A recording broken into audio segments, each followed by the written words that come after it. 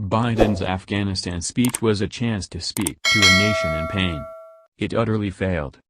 Tuesday, President Joe Biden made the most important speech of his presidency.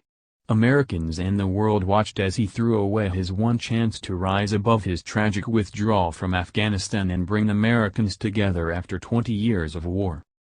No one expected him to be Winston Churchill rallying the British after Dunkirk, nor Abraham Lincoln consoling the nation after the slaughter at Gettysburg, nor did anyone expect something like Ronald Reagan's eulogy at the tomb of the unknown soldier a decade after the tragic Vietnam War.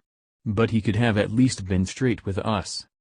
Instead of speaking to a nation in pain, President Biden made this speech all about himself.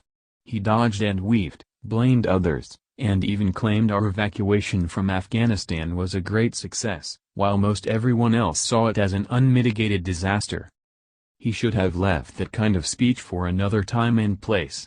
There will be investigations, finger-pointing, and recriminations in the days ahead. Hopefully those responsible for how the administration ended the last 20 years of American involvement in Afghanistan will be held responsible and made to account for their actions. But on this day we needed our president to rise above the petty politics of Washington's swamp and speak directly to the men and women who fought and bled in Afghanistan, to the Gold Star families whose loved ones gave their lives, and to the world bracing for what will come next in Afghanistan and the region. We needed him to reassure us that their sacrifices were not in vain.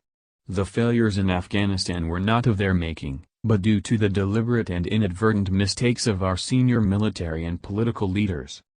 We needed President Biden to admit defeat. We failed to build a modern democracy in Afghanistan. Despite our efforts, we failed to destroy Islamic extremism, or even al-Qaeda's heirs. We needed him to rise to the power and majesty of his office and confer on our men and women the blessing of a grateful nation.